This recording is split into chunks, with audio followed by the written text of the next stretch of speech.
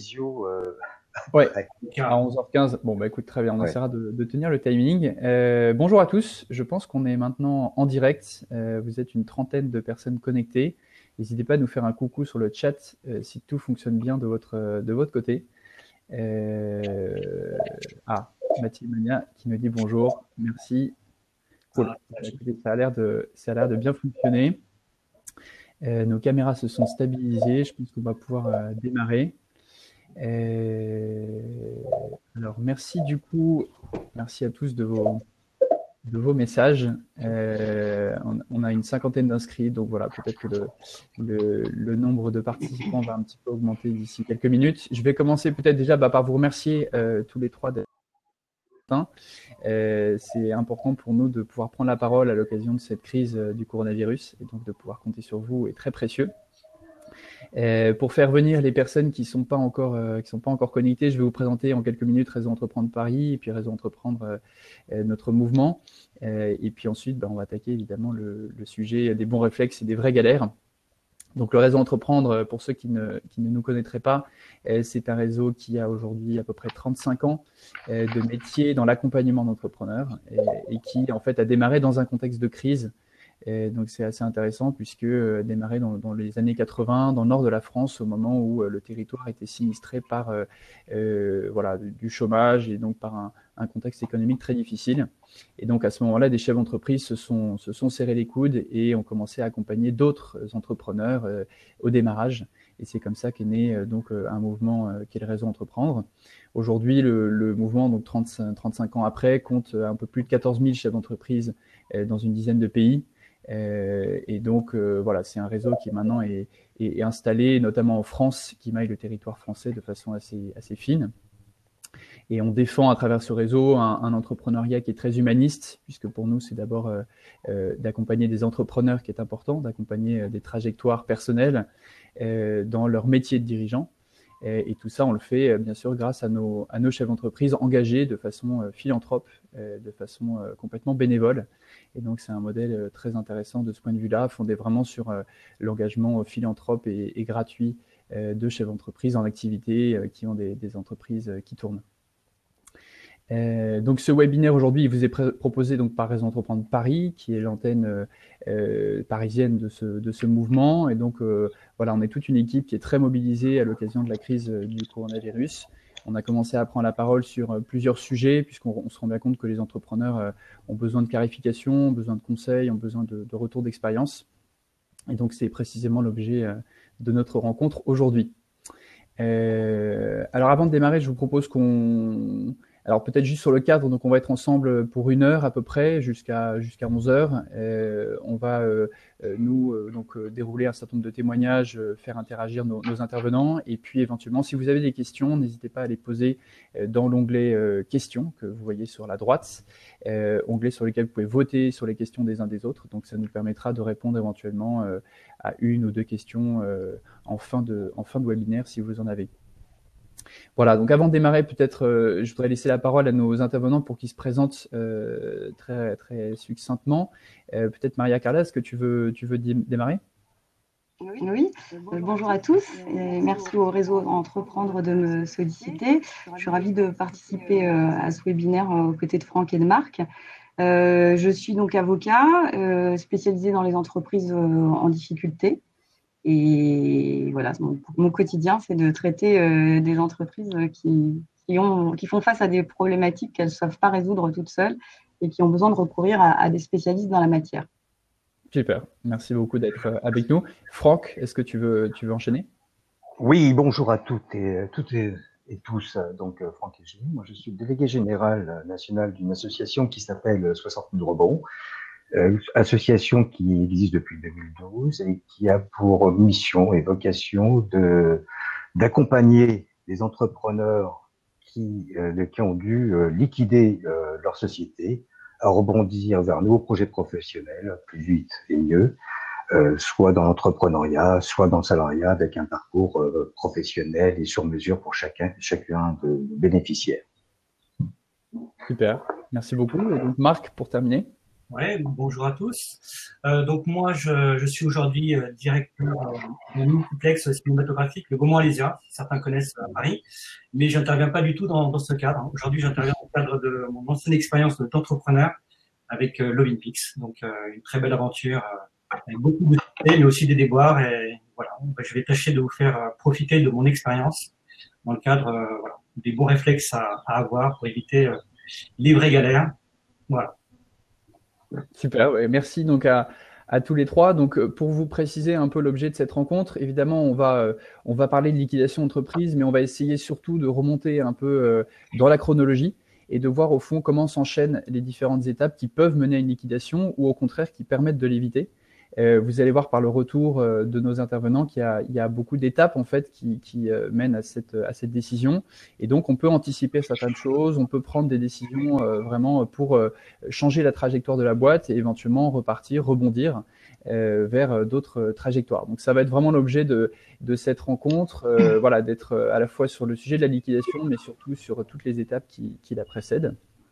Et on pense au réseau entreprendre que c'est un sujet important, pas forcément qu'en temps de crise, mais peut-être encore plus en ce moment, de dédramatiser ou en tout cas d'évoquer tous ces sujets qui sont en général méconnus des entrepreneurs. Voilà, les sujets de redressement, de mandat, de liquidation, de faillite, c'est des sujets évidemment qui font peur et en même temps qui, en étant bien envisagés, sont parfois intéressants. On peut les creuser pour anticiper et puis pour rebondir et voilà, relancer son activité. Donc, on aura le témoignage de Marc qui va démarrer. Donc Marc, voilà, entrepreneur qui a eu à prendre cette décision de la liquidation.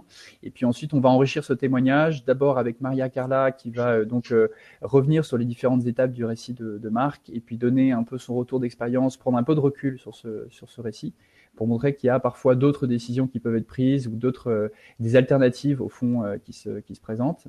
Et puis ensuite, de concert, tous les trois, et donc avec notamment le retour de Franck et son expérience chez 60 000 rebonds, on prendra encore de la hauteur et puis on essaiera de tirer les enseignements de ce récit, de vous donner un peu les clés et donc de répondre à cette problématique qui est notre problématique du jour, donc les bons réflexes pour éviter les vraies galères. Voilà, le cadre donc est ainsi posé. Alors traditionnellement, je voudrais commencer peut-être par vous soumettre à chacun une petite phrase choc et puis donc juste vous laisser réagir en vrai ou en faux sur chacune de ces phrases. Donc Maria Carla, pour commencer par toi, si je te dis qu'un redressement mène toujours à une liquidation, est-ce que c'est vrai? Est-ce que c'est faux? Est-ce que tu peux nous préciser ce point?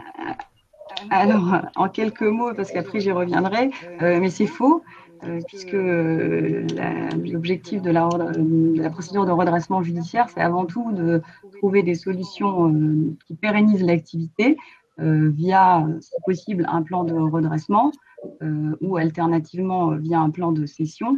Mais la liquidation n'est l'issue du redressement judiciaire que si le redressement est impossible et si on s'y est pris malheureusement trop tard pour pouvoir pérenniser l'activité. Donc, le redressement judiciaire ne mène pas nécessairement à la liquidation judiciaire. Ok, merci. Je pense que c'est intéressant de le rappeler et tu vas le développer effectivement après. Marc, pour continuer avec toi, si je te dis que j'ai pas de raison de m'intéresser à ce sujet, finalement, j'ai pas de raison d'assister à ce webinaire si je gère bien mon entreprise, est-ce que tu partages ce point de vue ou est-ce que tu t'inscris en faux? Bah, écoute, j'aurais envie de te répondre, est-ce que tu es certain de bien gérer ta boîte, comme tu le dis? Parce que j'y reviendrai tout à l'heure un peu plus dans le détail, mais pendant 4 ans, Lovinpix, donc mon entreprise, c'était une croissance, super croissance, une reconnaissance de la part de tous, hein, des clients, des concurrents, voilà, une bonne gestion, pas de dépenses sanctuaires, des associés qui sont en merveille, un business plan et des budgets respectés, voire dépassés. Des banquiers qui déroulent le tapis rouge, donc voilà, on pouvait se dire on est les rois du monde. Quand les bons résultats sont là, quand le succès est au rendez-vous, on peut être dans une sorte d'euphorie, effectivement, voilà, on est invincible. On peut plus par l'entourage, et c'est là qu'on réalise peut-être pas qu'il y a un éventuel précipice qui est pas loin. Donc je dirais non, je pense que c'est utile et que en fait, on y reviendra peut-être tout à l'heure aussi. Je pense qu'il faut entretenir deux facettes de soi, deux personnalités, multiples. C'est déjà bon, le truc traditionnel, c'est facile, hein, c'est l'attitude optimiste répandue parmi les entrepreneurs, c'est croire à fond en son projet dire que tout est possible et jamais se décourager. Donc ça, c'est la partie simple, facile, naturelle. Il faut développer une autre partie qui est moins naturelle, c'est se dire que tout peut arriver. Les choses peuvent mal tourner, donc il faut surveiller les constantes de la boîte, avoir une marge de manœuvre en cas de coup dur, et anticiper d'éventuelles difficultés et en amont possible. Même quand tout semble effectivement, même quand tous les signaux sont au vert. Exactement. Okay. Voilà.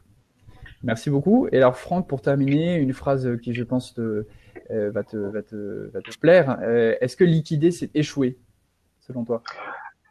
Non, liquider, c'est surtout pas échouer. Liquider, finalement, est la résultante d'une décision de gestion, de bonne gestion de la part de l'entrepreneur qui a amené la liquidation de son entreprise et de manière très très simple, de la manière que le succès n'est pas final, l'échec n'est pas fatal. Il faut tirer des enseignements de toutes des expériences et l'entrepreneur se nourrit de ses succès et également de ses échecs. Et on y reviendra après. Non, super. Écoutez, merci déjà pour ces premiers éléments très intéressants.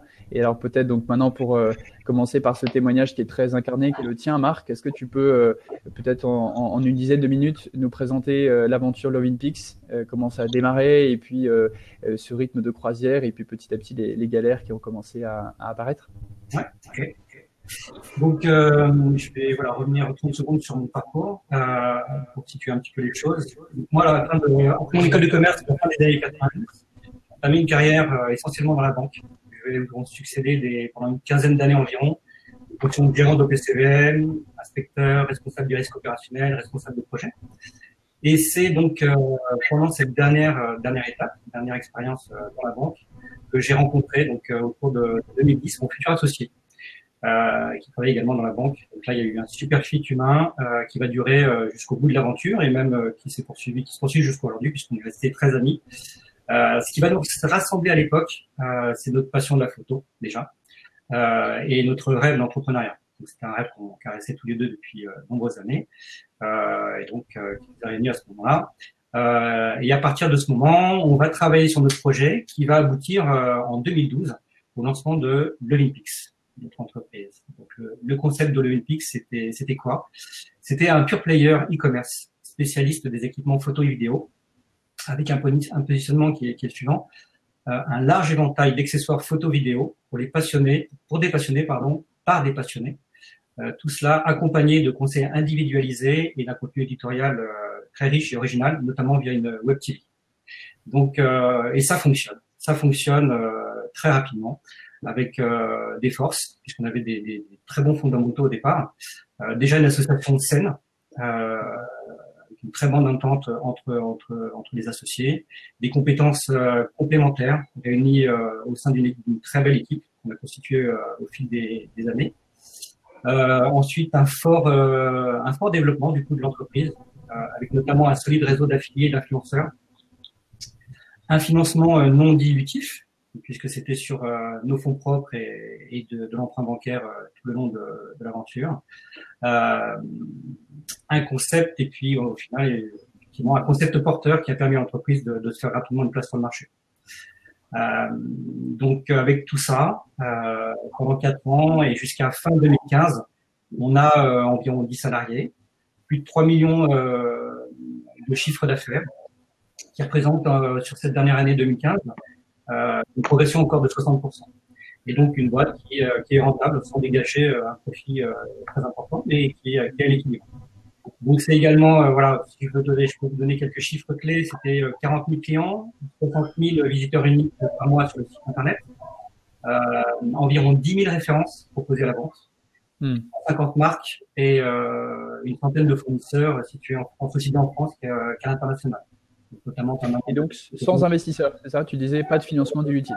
Exactement. Donc effectivement, le point positif, c'est ça, c'est ce que je disais. Donc ça fait partie des forces et des financements non dilutifs. On a tout le pouvoir sur l'entreprise et on est totalement indépendant. Mais effectivement, on va le voir tout à l'heure. C'est pas forcément la bonne solution en définitive quand on connaît une telle croissance. Et on aura l'occasion d'en parler effectivement. Et donc là, on est fin 2015, tout va bien. On a continué à recruter, notamment des profils commerciaux et marketing pour tâcher de encore développer le chiffre d'affaires. Mais voilà, 2016, quand on regarde, quand on fait le film, on se rend compte qu'on est en surchauffe. Ce qu'on voit pas forcément, nous, ce qu'on verra tardivement, hein, mais aujourd'hui, c'est ce qu'on a pu, en décortiquant dans l'autopsie de l'histoire, on s'en rend compte. 2016, donc la surchauffe, pardon. Donc, on a encore recruté à des postes, donc marketing com, qui devaient rapporter du chiffre d'affaires supplémentaire. C'était le cas. On a également augmenté le nombre de références sur le site, augmenté les références en stock pour faire face à la concurrence, hein, parce que bon, le e-commerce, c'est encore plus dur aujourd'hui, mais ça l'était déjà beaucoup à l'époque, avec l'influence notamment d'Amazon. Si on ne livre pas en 24-48 heures, on vend pas, parce que voilà, on est quand même sur un marché très concurrentiel. On était forcé avec notre nombre de références à stocker beaucoup. Et on prend des lignes de crédit supplémentaires, hein, encore en 2016, notamment sur du crédit d'équipement pour un ERP, et également des billets à ordre pour financer du stock.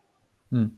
Donc, et les banques ne s'inquiètent pas que tu ressollicites ce genre de ligne de financement? Eh bien non, parce que c'est vrai que jusqu'en 2015, encore une fois, hein, c'est ce que je disais tout à l'heure pour répondre à ta question, on était les rois du pétrole, hein, et tout le monde avait confiance en nous, on avait confiance en nous, et les gens nous faisaient totalement confiance. Vous voyez qu'on avait une gestion en gros paire de folie, sans dépenses ponctuelles et très important.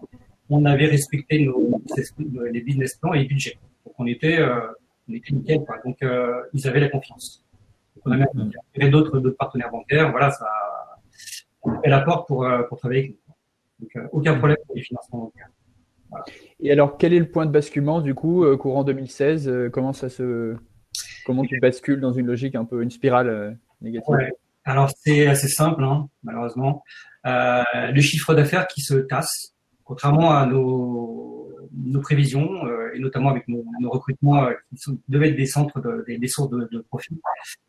Les charges donc restent importantes, hein, notamment la masse salariale, l'investissement dans un ERP, le développement du site internet, etc. Il y a beaucoup de coûts dans l'entreprise. La trésorerie est plus bas, notamment pour financer ce stock dont on parlait tout à l'heure. Donc vraiment on se rend compte de ça un peu tard, beaucoup trop tard. Donc on a le réflexe de casser les prix, de vendre plus pour récupérer du cash. Donc, on avait besoin, les banques à un moment disaient voilà stop, hein, on est arrivé à des niveaux d'endettement importants. Donc on n'avait pas d'investisseurs pour remettre au pot. Nous on avait tout mis dans la boîte. Donc il fallait l'argent était dans l'entreprise, dans le stock. Donc on casse les prix pour vendre plus. Et là on entre dans un cercle vicieux. Bien sûr qu'on voit pas, hein, sinon on aurait imaginé autre chose. Des fois qu'on ne voit pas. Mais avec ça, avec cette braderie qu'on commence à faire, la marge diminue. Avec des charges notamment de personnel donc assez élevées. Donc là on arrive à un oxymore en fait. C'est qu'on commence à faire du discount, mais avec un service haut de gamme, avec toujours du staff pour conseiller les clients, avec du staff pour tourner des vidéos pour la web TV. Donc on est toujours sur notre concept super haut de gamme, mais avec des prix du car marché. Donc la rentabilité de l'entreprise est mise à mal. La trésorerie s'améliore pas vraiment parce que c'est toujours la course à la vente, toujours une fuite en avant pour stocker l'avantage et continuer à vendre et se développer. Donc voilà, bien l'époque. Et donc on reste toujours dans un esprit, c'est ça qui est assez étonnant. Hein. C'est pour ça que je parlais tout à l'heure de la double personnalité qu'il fallait développer, parce que là on l'avait pas du tout. Hein. On était vraiment dans l'esprit basique d'entrepreneur, toujours très positif. On dit on va y arriver, il n'y a pas de souci. Voilà. Donc on manque de recul, on est trop dans l'opérationnel, on s'en trouve pas suffisamment, et donc on réalise trop tard l'ampleur des défis. Donc c'est là qu'il y a encore un autre clité là dans la chute qui situe, je dirais, autour du troisième trimestre de 2016. Donc là, à l'amorce de ce trimestre-là, on se met à chercher un partenaire financier. Donc autour du quatrième trimestre, on cherche un partenaire financier pour nous accompagner parce qu'on voit bien que qu'on va pas y arriver. Le mur il est à 100 mètres, hein, donc on voit que c'est possible. On n'y arrivera jamais. Donc, on cherche en toute hâte un financier pour nous accompagner pour passer ce cap difficile, parce qu'on a parlé les banques, ça y est, c'est donné, elles coupent les vivres. Donc, on étudie plusieurs scénarios de levée, donc on passe beaucoup de temps avec mon associé à étudier des scénarios de levée ou de revente, avec des plans d'action divers et variés, des propositions de pivot aussi, avec notamment la création d'une prise de marché, notre audience qui est très qualifiée. Donc ça, c'est aussi, voilà, je crois que Franck en parlera tout à l'heure, de ces moments-là, c'est l'occasion de se réinventer. Donc là, c'est vrai qu'on tâchait de se réinventer avec cette place de marché. Mais on ne trouve pas de repreneurs, enfin de financiers. On est reçu partout, à toutes les portes où on tape, on est reçu. Tout le monde, voilà, on rencontré parce que sur le papier, pourquoi pas. Donc on est reçu de la part des professionnels du secteur, de la part des financiers et de nos principaux concurrents également. Mais la situation financière est trop dégradée. Ça va décourager les plus audacieux. Un de nos interlocuteurs, je me souviendrai toujours de cette phrase, elle est associée aussi, je crois. On ne rattrape pas un couteau qui tombe. Vous ne connaissez pas l'expression, donc voilà, on ne rattrape pas un couteau qui tombe. Donc on ne trouve pas de financement et donc là très rapidement on va passer en cessation des paiements puis en redressement. Mais pour nous, je pense que Maria Carlin en parlera tout à l'heure. En tout cas nous c'était pas un acte de gestion réellement, c'était un acte juridique. Si on ne le faisait pas, on était en faute de gestion. Donc on a vraiment utilisé le mécanisme en toute fin d'aventure et beaucoup trop tard, ce qui a fait que le redressement, pourquoi on est passé en prestation des paiements? Tout simplement parce qu'on pouvait plus payer les salaires, donc c'était vraiment le truc définitif. Donc on s'est mis en cessation des paiements et après donc on a enchaîné les rendez-vous avec le tribunal, avec le comptable, beaucoup avec le comptable et l'avocat. Le redressement judiciaire a été prononcé autour de novembre, si je me souviens bien. Et donc là, la société est exsangue, plus du tout de financement, de crédit fournisseur, ni quoi que ce soit. Les salaires commencent à être payés par l'État avec les AGS. Et effectivement, comme c'est une action qui n'a pas du tout été préparée et qui est arrivée très tardivement, on n'a pas du tout le jus pour rebondir. Le tribunal nous accorde, comme on l'a demandé, une période de 6 mois pour nous faire, pour nous dresser. Mais on le sait dès le départ, on le sait rapidement, on n'arrivera pas au bout des 6 mois et effectivement au bout d'un mois à peine, on passe en liquidation. Voilà.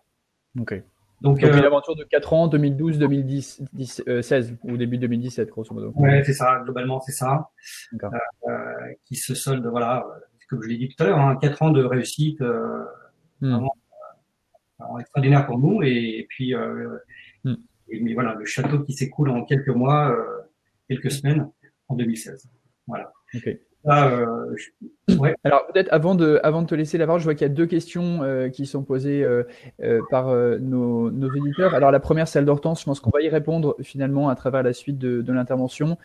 Hortense nous demande finalement, voilà, tu dis on s'est rendu compte trop tard de tout ça.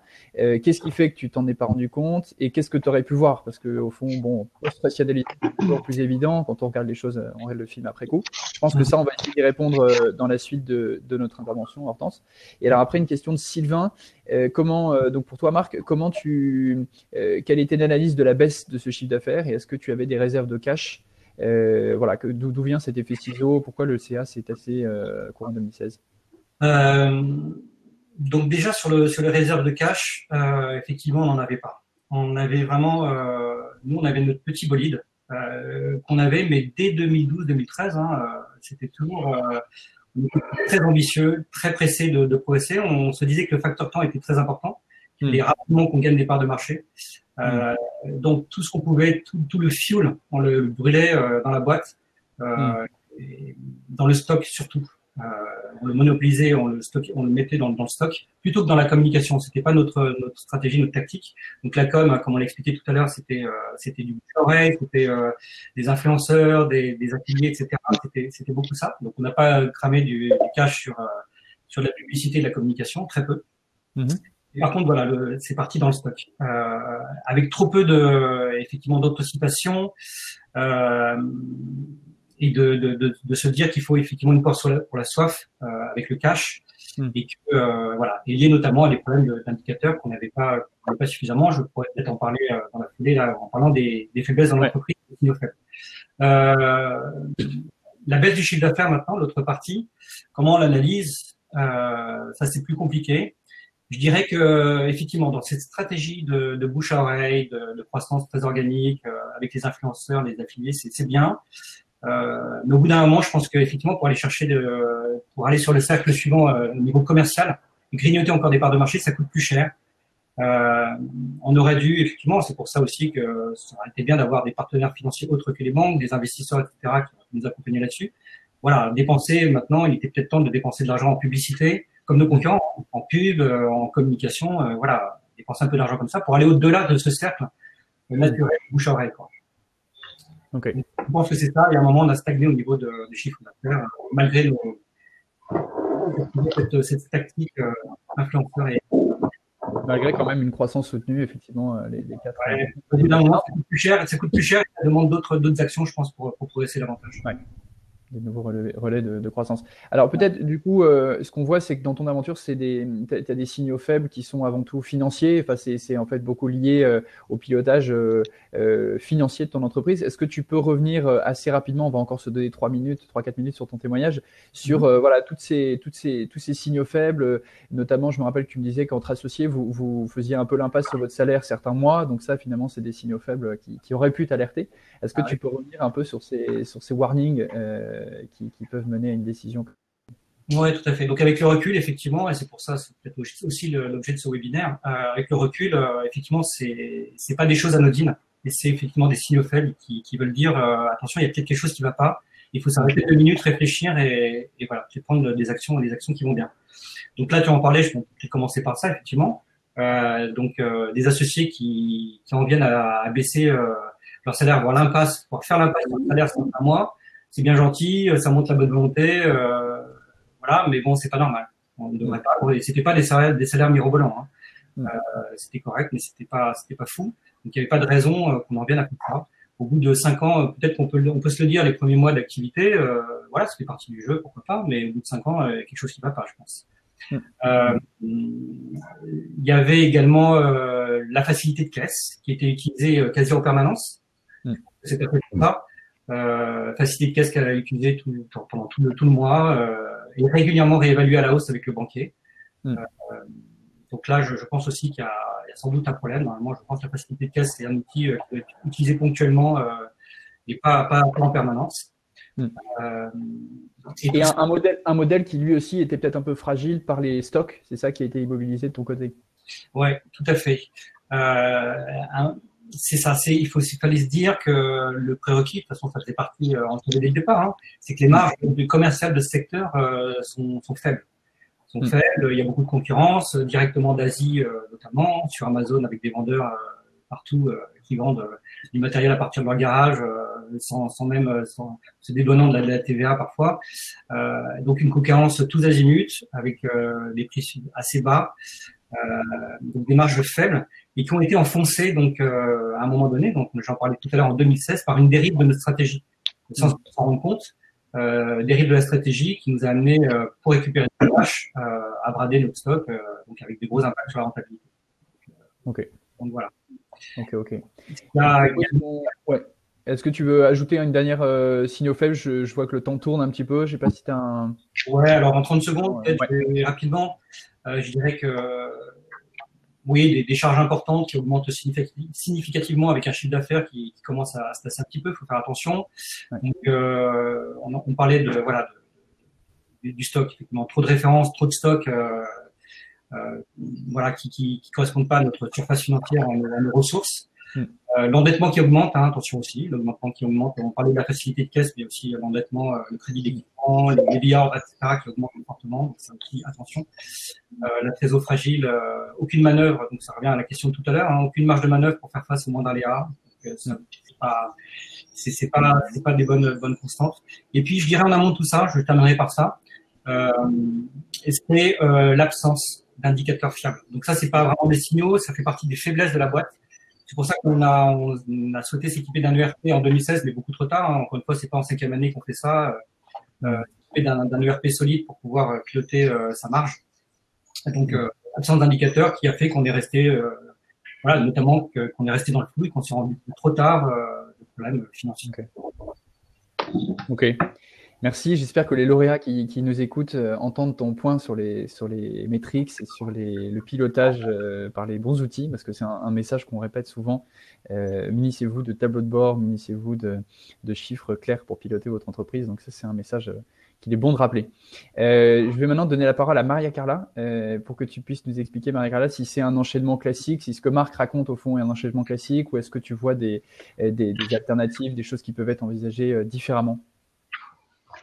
Oui, oui, malheureusement, en fait, l'enchaînement que décrit Marc est assez classique et je trouve que son expérience, Marc, illustre de façon assez parlante les écueils que rencontrent les entrepreneurs quand leur entreprise font face à des difficultés.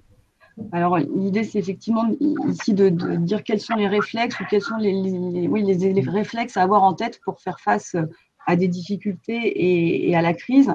Et je dirais que le mot d'ordre, en fait, de façon générale, c'est l'anticipation.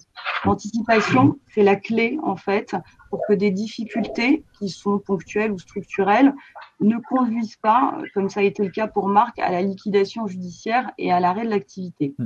Alors, pour pouvoir anticiper, eh bien, il faut être informé. Informé sur quoi? Je dirais qu'il faut d'abord savoir identifier les difficultés. Ça, c'est le point que tu as souligné, Marc. Et puis aussi, il faut savoir qu'il existe des procédures qui ont été créées pour aider justement les entrepreneurs à faire face à ces difficultés. Alors, sur l'identification des difficultés, j'ai bien conscience que c'est pas toujours facile puisque, comme tu le disais, Marc, le dirigeant est pris dans le feu de l'action, il a la tête dans le guidon et souvent, il manque de recul. Or, toute la difficulté, lorsque les problèmes surgissent, résulte en fait du croisement entre la situation d'urgence ressentie par le dirigeant, qui va vouloir traiter les difficultés et résoudre les problèmes, et puis le temps nécessaire pour comprendre l'origine de ces difficultés et établir un diagnostic. Donc, le premier point, en fait, qu'il faut peut-être avoir en tête, et ton exemple, encore une fois, l'illustre bien, Marc, c'est que les difficultés, elles sont souvent multifactorielles. Marc évoque une croissance mal maîtrisée, un tassement du chiffre d'affaires, beaucoup trop d'argent investi, en fait, trop de cash investi dans le stock. Donc, il faut en fait gérer sa société en ayant des points de vigilance constants et rescreener des sujets assez classiques que tu as évoqués, Marc. Le sujet, par exemple, de l'endettement. Est-ce que mon endettement augmente? Quelles sont les échéances à venir? Est-ce que je vais pouvoir les financer? Si je ne peux pas, eh bien, anticiper qu'il va falloir négocier avec les banques. Sur mon court terme, est-ce que mon court terme augmente? Est-ce que mes besoins augmentent? Est-ce que ils sont à risque? Est-ce que les banques m'ont demandé des garanties supplémentaires? Est-ce que j'ai un risque de dénonciation? Ça, ce sont des signaux importants auxquels il faut être vigilant. Il y a aussi le sujet du crédit fournisseur. Est-ce que j'ai du retard vis-à-vis de mes fournisseurs? Est-ce que la confiance de mes fournisseurs est toujours là? Ou bien est-ce que, à contrario, ils ont réduit les délais de paiement? C'est un point de vigilance. Il y a la notation des assureurs crédit. Est-ce qu'elle est stable? Est-ce qu'elle est dégradée? Si elle est dégradée, ça va avoir un effet cash immédiat, puisque ça va réduire mon crédit fournisseur. Autre point de vigilance, mais il y en a beaucoup, et tu en as cité beaucoup, Marc, c'est mes dettes fiscales et sociales. Est-ce que je suis à jour? Est-ce que je suis bien à jour du paiement des cotisations? Quel est mon niveau de retard? Est-ce que j'ai un risque d'inscription? Et screener toutes ces questions et se dire, si la réponse est oui, quelles mesures je prends? Et l'avoir en tête, en fait, comme un signal d'alerte, un point de vigilance fort dans la gestion pour savoir en fait différencier, disons, les difficultés du quotidien parce que l'entrepreneur passe sa vie à gérer des difficultés, à résoudre des problèmes, et puis des difficultés qui sont d'une autre nature et qui doivent être des points d'alerte, puisqu'elles peuvent conduire à terme à un redressement judiciaire ou une liquidation judiciaire. Donc, il y a ces questions à se poser. Il faut aussi, c'est un point qu'évoquait aussi Marc, se munir des outils nécessaires pour identifier les difficultés, c'est-à-dire fonctionner avec un prévisionnel de trésorerie mensuel à minima ou à 10 jours, avoir un logiciel de gestion intégré, tenir une comptabilité analytique.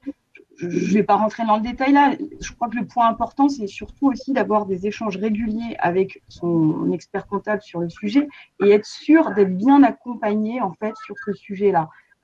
parce que le dirigeant ne peut pas tout gérer et le comptable n'est pas là non plus que pour l'approbation, établir les comptes à la fin de l'année. Donc, il faut aussi avoir les bons outils et être sûr d'être bien entouré et de pouvoir s'appuyer sur une aide à l'intérieur de la société ou à l'extérieur.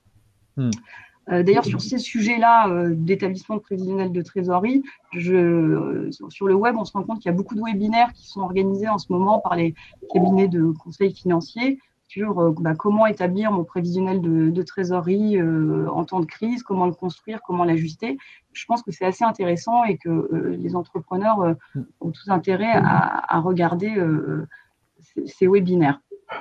Et puis le dernier point, quant à l'analyse des difficultés, c'est de garder en tête que en période de difficulté, eh bien, la trésorerie, et encore plus aujourd'hui en temps de crise, la trésorerie doit être la priorité numéro 1. La gestion et la préservation de la trésorerie doit être la priorité numéro 1.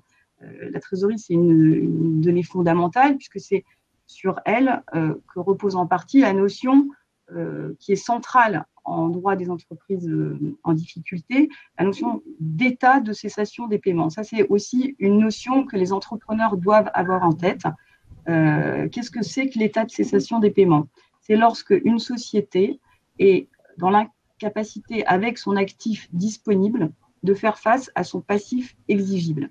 Alors, l'actif disponible, c'est quoi? Eh bien, ce sont les disponibilités immédiates, ce qu'il y a sur le compte en banque et les lignes de découvert. Tout ce qui est créance client, stock, etc., tout ce qui n'est pas l'actif non immédiatement disponible ne rentre pas dans l'actif disponible.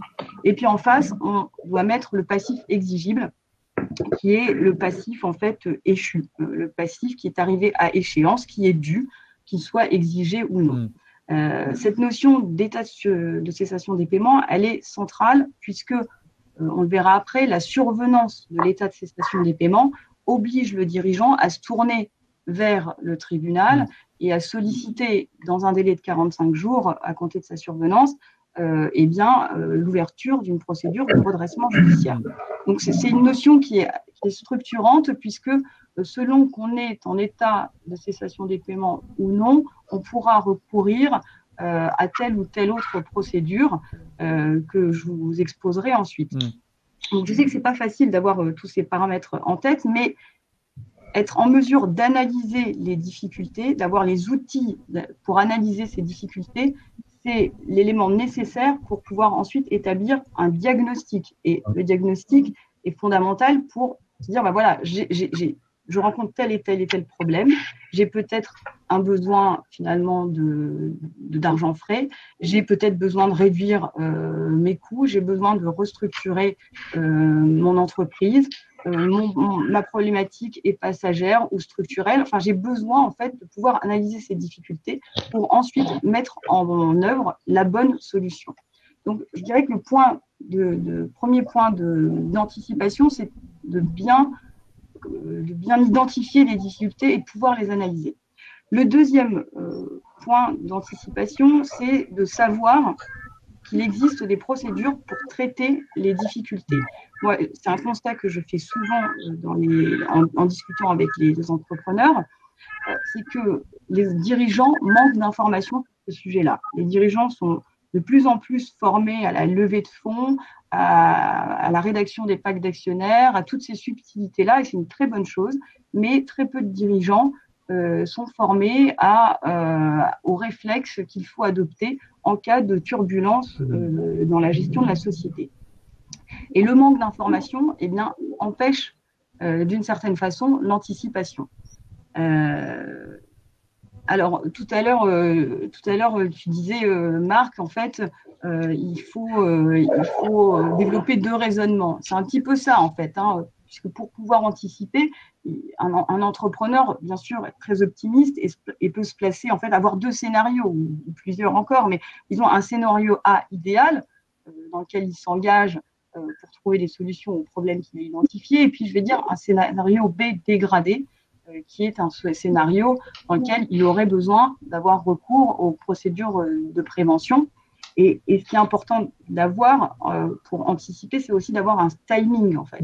C'est de se dire, je m'engage dans mon scénario A, et puis ensuite, j'ai le bon timing ensuite pour basculer dans mon scénario B. Ça, je crois que la notion de timing est très importante aussi dans la gestion des difficultés.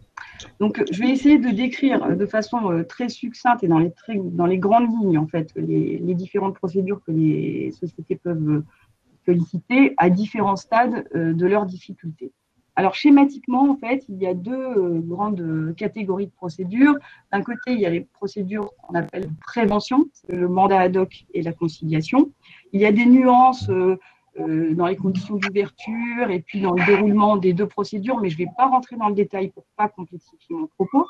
Ce qu'il faut retenir de ces procédures dites de prévention, c'est qu'elles ont pour objectif, en fait, de permettre aux sociétés de régler leurs difficultés dans un cadre confidentiel et amiable.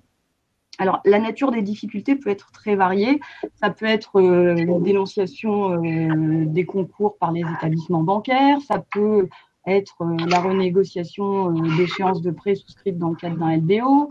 Ça peut être la volonté de rechercher un repreneur dans une période qu'on sait difficile et à l'issue de laquelle, à défaut, on sait qu'on pourra être contraint de solliciter un redressement judiciaire. Ça peut être une assignation d'un fournisseur. Il y a plusieurs difficultés. Ça peut être aussi de rééchelonner le passif fiscal et social. Et donc, on a une large typologie de difficultés qui sont éligibles à un traitement dans le cadre d'un mandat ad hoc. Alors, comment ça se passe concrètement, le mandat ad hoc? Vous allez le dirigeant, par le biais de son avocat, va rencontrer 1, 2, 3 administrateurs judiciaires pour échanger sur ces problématiques et exposer sa situation, et puis aussi choisir le médiateur, on va l'appeler comme ça, parce qu'il pourra avoir une casquette de mandataire ou de conciliateur, mais on va l'appeler médiateur, ça parle plus peut-être, choisir le médiateur qu'il veut avoir à ses côtés pour résoudre ses problèmes. Ensuite, dans un deuxième temps, en fait, une fois que ce choix de partenaire est fait, la société va adresser au tribunal via son avocat une demande qu'elle adresse au président du tribunal, on appelle ça une requête, dans laquelle elle va exposer ses difficultés, les solutions qu'elle envisage, et dans laquelle elle va demander la désignation de l'administrateur judiciaire en qualité de mandataire ou de conciliateur. Généralement, le président va recevoir le dirigeant, mais dans son bureau. C'est dans un cadre totalement confidentiel. Il n'y a pas une large audience avec le procureur, différents magistrats, ce qui peut parfois effrayer les dirigeants. Donc là, on est dans un cadre totalement confidentiel où on est reçu par le président, accompagné d'un greffier, mais on est entre nous. À l'issue donc de cette entrevue, le président va désigner le mandataire ou le conciliateur, et ensuite les discussions vont se dérouler à l'étude du mandataire ou du conciliateur, donc dans la plus stricte confidentialité, encore une fois. Ce point-là est important pour beaucoup de dirigeants, et seules les personnes que le dirigeant décide d'appeler à la table des négociations seront informées de cette procédure. Et l'objectif de ces procédures, c'est qu'à l'issue de la procédure, émerge un accord entre les parties qui permettent en fait d'assurer la pérennité de l'activité et la pérennité des emplois. Alors, on peut peut-être que vous posez la question de vous dire, bah oui, mais pourquoi j'essaierai pas de trouver ces solutions-là de mon côté, en fait? Pourquoi recourir à un avocat? Pourquoi solliciter un mandataire, aller au tribunal rencontrer le président? Peut-être que je peux quand même essayer de trouver les solutions de mon côté. Il y a 3 avantages, il y en a beaucoup, mais il y a 3 avantages, d'après moi, à rechercher des solutions dans ce contexte-là. D'un point de vue de l'entreprise, le dirigeant va être accompagné d'un professionnel des entreprises en difficulté qui est rodé à l'exercice de ce genre de négociation et qui va être un soutien de poids, en fait, dans ces discussions pour faire émerger une solution dans l'intérêt de la société. Ça, c'est un point important. Du point de vue du dirigeant, eh bien, le dirigeant, en ayant recours à une procédure de prévention, va attester, d'une part, qu'il prend toute la mesure des difficultés qu'il rencontre, et puis de ce qu'il essaye de réaliser, toutes les diligences nécessaires pour trouver une solution à ces problèmes. Et ce faisant, il accomplit un acte de bonne gestion. Et enfin, j'ai envie de dire, du point de vue des intervenants, le fait quel qu'il soit, le fait d'être appelé autour de la table des négociations va leur assurer que les négociations vont se dérouler dans une certaine transparence, sous l'égide d'un professionnel indépendant et impartial, et qu'il y aura une certaine forme d'équité dans la solution. Donc ça crée quand même un cadre sécurisé, rassurant, de confiance, qui va être plus propice à la mise en place d'un accord. Je me permets je pense que un tout petit peu, je vois que le temps passe. Il y a jusqu'à l'étape du mandat, donc il n'y a aucune publicité, tout est confidentiel, on est d'accord? Il n'y a pas de… Oui, exactement. D'accord. Exactement. Et puis à côté, alors de ces procédures de prévention, eh bien il y a les procédures dites collectives ou judiciaires. Je ne vais pas m'attarder sur la liquidation judiciaire. On a tous compris qu'elle conduisait immédiatement ou à court terme à la cessation de l'activité. Il y a comme procédure judiciaire en fait la sauvegarde d'un côté et la procédure de redressement judiciaire de l'autre. La sauvegarde, c'est une procédure qui est facultative, qui est ouverte aux sociétés qui ne sont pas dans l'état de cessation des paiements, qui est ouverte à la demande du dirigeant, qui anticipe qu'il va faire face à des difficultés qu'il ne va pas être en mesure de surmonter tout seul. De l'autre côté, il y a le redressement judiciaire, qui est une procédure qui est obligatoire lorsque la société est en état de cessation des paiements et qui doit être sollicitée par le dirigeant dans un délai de 45 jours à compter de la survenance de l'état de cessation des paiements. Sur les effets de ces deux procédures, ils sont assez identiques. Les deux procédures gèlent antérieure, c'est-à-dire que la société est libérée un temps de la pression des créanciers qu'elle n'a pas réglés, puisque ces créanciers vont déclarer leurs créances au passif. Et puis, l'autre effet, c'est la suspension des poursuites. Et donc, là encore une fois, l'entreprise va pouvoir libérer de ses poursuites, poursuivre son activité et se concentrer sur le redressement de l'activité. Les deux procédures s'ouvrent par des périodes d'observation pendant lesquelles on observe le fonctionnement de la société et pendant lesquelles le dirigeant, avec l'administrateur judiciaire, va essayer en fait de mettre en place un plan de sauvegarde ou un plan de redressement qui est un plan visant en fait à rééchelonner sur une période qui peut aller jusqu'à 10 ans le passif de la société et lui permettre ainsi de poursuivre son activité et de traiter ses dettes dans le cadre de ce plan. Donc, comme on voit, les deux procédures ont pour vocation finalement de redresser l'activité et de lui permettre une poursuite de son exploitation. Il y a alternativement, ça c'est un scénario qui est possible en redressement judiciaire, si le redressement n'est pas possible, il y a la voie du plan de cession, c'est-à-dire qui s'apparente à une cession de fonds de commerce à un tiers et qu'on appelle souvent la cession à la barre. Voilà. Donc, je ne veux pas rentrer plus en détail dans ces procédures parce qu'il y aurait beaucoup à dire, mais disons que schématiquement, il est important, je pense, d'avoir en tête qu'il y a ces deux typologies de procédures et que la clé, c'est l'anticipation. Donc, plus on se positionne en amont, plus on a de chances de voir l'entreprise et l'activité se redresser. Il faut savoir que le taux de réussite des mandats ad hoc et de conciliation est, je crois, de l'ordre de 70%, alors qu'il est inversement proportionnel, en fait, dès lors qu'on se situe dans les procédures judiciaires. Je ne vais peut-être pas rentrer dans le détail, mais il faut savoir aussi qu'il y a des adaptations qui ont été prévues par la loi dans le contexte actuel à ces procédures-là, puisque désormais, en fait, les sociétés qui n'étaient pas en état de cessation des paiements au 12 mars, mais qui le sont postérieurement, peuvent continuer jusqu'au 24 août à solliciter une procédure de mandat ad hoc ou de sauvegarde, même si ensuite, si postérieurement au 13 mars, elles sont en état de cessation des paiements. Et il faut savoir aussi que les sociétés qui étaient en état de cessation des paiements depuis moins de 45 jours au 12 mars peuvent encore jusqu'au 24 août solliciter une procédure de conciliation. Je veux juste dire que il est important de se renseigner dans cette période de crise et qu'il y a un site qui est très bien fait, qui est fait par des professionnels du restructuring et des entreprises en difficulté, qui s'appelle SOS Entreprise Coronavirus, je crois. Et sur lesquels vous allez trouver beaucoup d'informations qui sont mises à disposition par des professionnels, mises à jour régulièrement.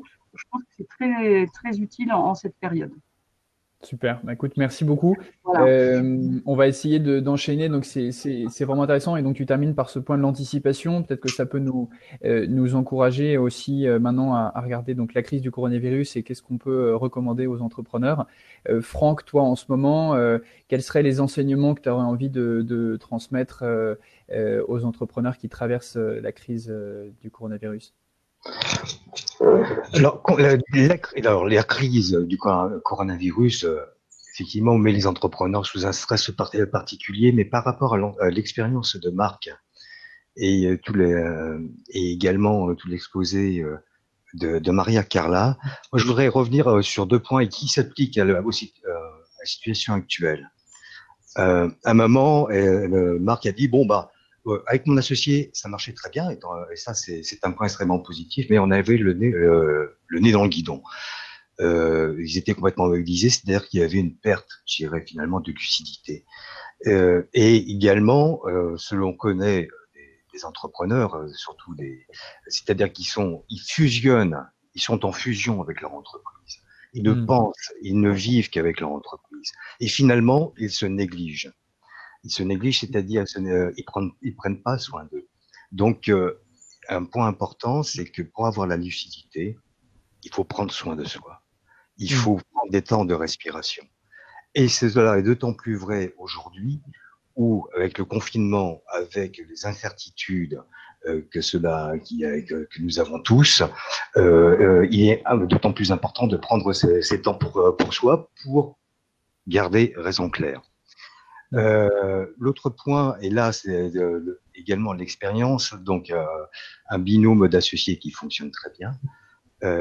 Aussi vis-à-vis des dirigeants, je dis mais le terme a été employé plusieurs fois, il faut savoir s'entourer. Alors il faut savoir s'entourer effectivement dans certains cas de professionnels tels que Maria Carla dans son activité, mais également pour pouvoir confronter ses idées et éviter des dérives de stratégie qu'a exposé Marc. C'est l'une des solutions, c'est de mettre en place des advisory boards de manière informelle que l'on consulte tous les 3 ou 4 mois. Ce n'est pas forcément un investissement financier, c'est peut-être une bonne bouffe avec ces personnes. C'est par contre faire preuve d'une certaine maturité. C'est aussi accepter la contradiction, accepter que des personnes bienveillantes mais disent non, attention, là vous faites erreur, là vous êtes dans le mur, et puis d'être en capacité de se remettre en cause et pour pouvoir réagir et se réinventer et corriger la trajectoire. Il y a un point alors sur l'aspect prévention qui a été exposé par Maria Carla. Nous, comme vous l'avez compris, les entrepreneurs qui sont accompagnés par 60 000 rebonds, ce sont les entrepreneurs dont le projet d'entreprise, dont l'entreprise n'est plus. Et tout notre dispositif est de leur permettre de rebondir avec du coaching, avec du business mentoring personnalisé et collectif. Et on travaille énormément avec les professionnels des procédures. Et le premier professionnel, ce sont les tribunaux de commerce et tous les professionnels, bien sûr, qui gravitent autour des tribunaux de commerce. Et quand j'ai rejoint l'association, moi, la première réaction, c'est de dire, tribunal de commerce, on associe le mot de tribunal, le terme du tribunal, à punition. Et finalement, le tribunal de commerce est composé de chefs d'entreprise. Ce sont des chefs d'entreprise bénévoles qui, effectivement, ils ont une fonction de rendre un jugement. Mais le tribunal aussi peut être un appui pour des chefs d'entreprise dès lors ils ont des interrogations et qu'ils se posent des questions concernant ils ont quelques signaux faibles, donc au lieu de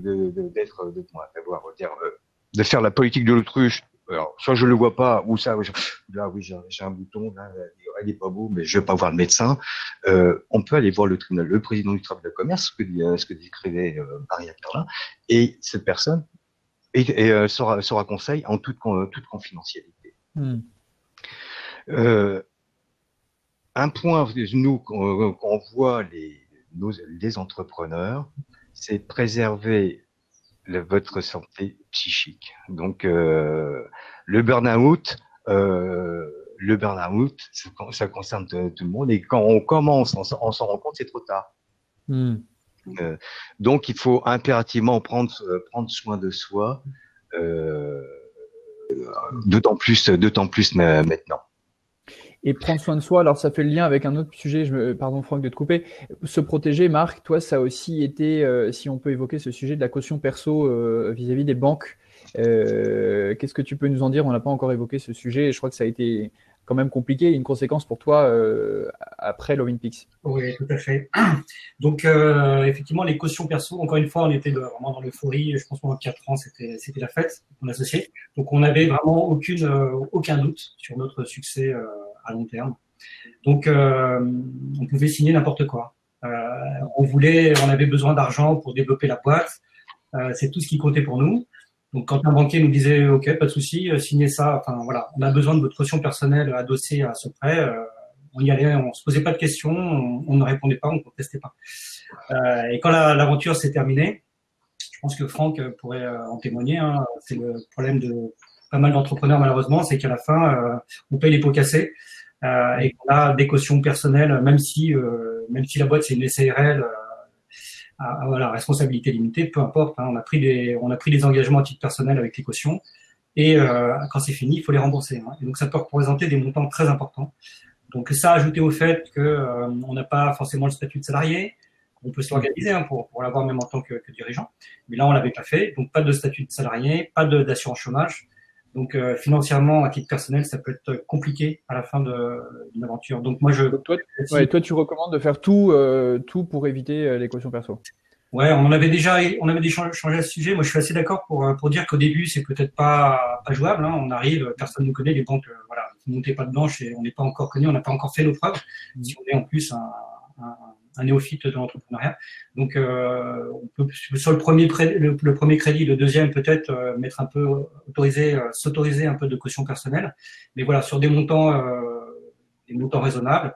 Et au départ, après quand la boîte se développe, au bout de 2, 3, 4 ans d'histoire, de belle histoire avec du chiffre d'affaires et avec un beau track record, je pense qu'il faut dire non quoi. Ok, moi je veux un crédit, je veux plus signer des cautions perso. Si vous n'êtes pas d'accord, moi je vais voir le voisin quoi. Et je pense qu'on peut tout à fait jouer ça. Il y a quand ça commence à bien marcher, il y a des banques, il y a plein de banques qui suivent sans caution. Donc c'est ça. Okay. Si c'est pas possible, effectivement, envisager. De toute façon, c'est ce qu'on aurait dû faire depuis un moment déjà dans l'histoire, et de trouver des financiers, des investisseurs, business angels, fonds d'investissement. Je sais pas si on aurait réussi, mais en tout cas, c'est une démarche qu'on aurait dû faire depuis longtemps pour aussi sortir de cette logique de l'endettement, des cautions perso, etc. Voilà. Ok, je suis désolé, il reste 2 minutes. Juste alors pour répondre à 2-3 questions qui ont été posées dans l'onglet des questions. Pour toi, Maria Carla, quel est le coût des procédures que tu as décrites? Voilà, quel est le coût de ces procédures?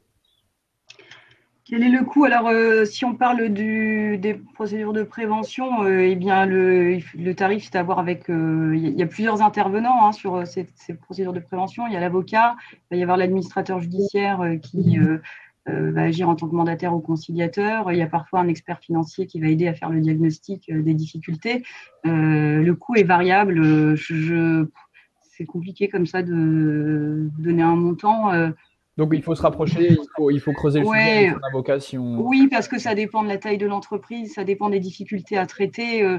Après, il faut savoir en fait que il y a quand même pas mal d'intervenants sur ce secteur-là et vous allez toujours, enfin, on trouve toujours quelqu'un pour vous accompagner, que ce soit avocat ou administrateur judiciaire.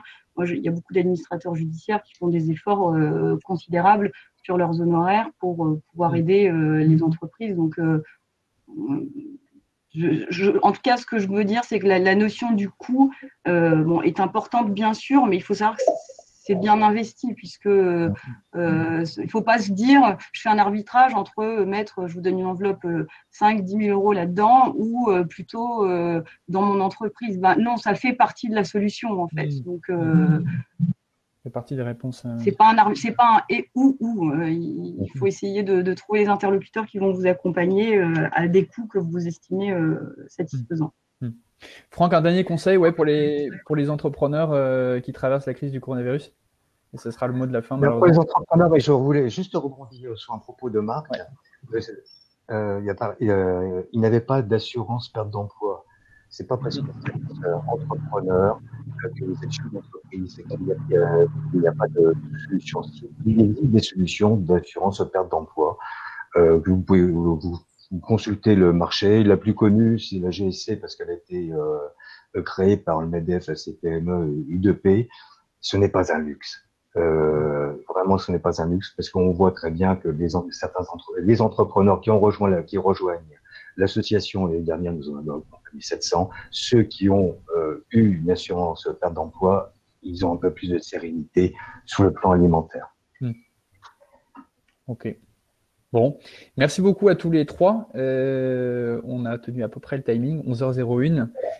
Merci à tous pour vos questions. On va les garder. Il y aura un replay qui sera disponible. Voilà, donc n'hésitez pas à rester connectés en tout cas à l'actualité du réseau et des webinaires qu'on propose en ce moment. Merci Maria Carla, Franck et Marc pour vos témoignages, vos retours d'expérience. Très précieux de prendre du recul sur cette crise qu'on vit actuellement. Et à bientôt. Bonne journée. Au revoir. Merci. Au revoir. Au revoir.